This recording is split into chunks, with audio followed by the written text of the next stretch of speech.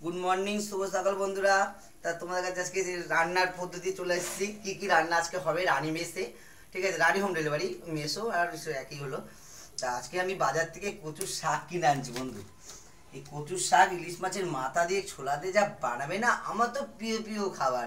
তোমাদের কারা কারা বাঙাল আছো তোমরা জানো যে কচুর শাক রান্নাটা কি জিনিস। তার সাথে পালং শাক হবে, ফুলকপির ডালমা হবে, এই সজনে ডাঁটা আলু দিয়ে পোস্ত হবে, ঠিক আছে। আর এই কচুর শাকটা বন্ধু যা রান্না করবে না আমার মা, চেটে চেটে চেটে চেটে খাবে। আমার তো প্রিয় খাবার। আমার কচুর শাক হলে বিয়ে বাড়ি কেন যা অনুষ্ঠান হোক না বিশাল খাওয়া, তবু আমি যাই না কেন, আমার কচুর শাক খুব প্রিয় আমার। আর তার মধ্যে আবার লাল কচু দেখতে লাগছে কচু শাকটা বন্ধু এতগুলো, কিন্তু এইটুকুনি ভাগেও পাওয়া যায় না। কেন বলুন তো, এ দিদি দিতে শেষ হয়ে যায়, এই সর্দি বাড়ি যাবে। তা আর আমি তো সারাদিন খালি কচুর শাক খেতেই থাকবো খেতেই থাকবো। খাবে তো বন্ধু তোমরা দুপুরবেলা চলে এসো কচুর শাক খেতে হলে। ইলিশ মাছের আজকে দারুণ রান্না হবে আমাদের, ইলিশ মাছ আর কচুর শাক। আর সবার জন্য তো মাছ আনাই হয় তোমরা জানো। আর আমার তো এই কচুর শাক প্রিয়, ঠিক আছে।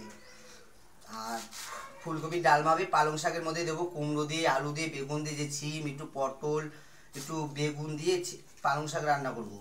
আর ডাঁটাটাকে আলুটাকে ভালো করে সজনে ডাঁটা আলু দিয়ে পোস্ত করব, ঠিক আছে। আজকে কাস্টমার বাড়ি খাবার যাবে।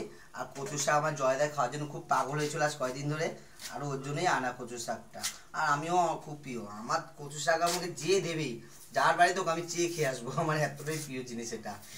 তো বন্ধু বেশি কথা বলার মধ্যে সময় নেই, রান্না বসাতে হবে। কাস্টমার বাড়িতে বাবার টিফিন যায়, এই একটু পরে টিফিন চলে যাবে। আজকে আজকে ডিম টোস্ট টিফিন দেবো। তা আমি এখন রাখছি বন্ধু, তোমরা সবাই ভালো থাকো, আনন্দে থাকো, ফুল এনজয় করো। টাটা বাই বাই, বন্ধ করে দাও।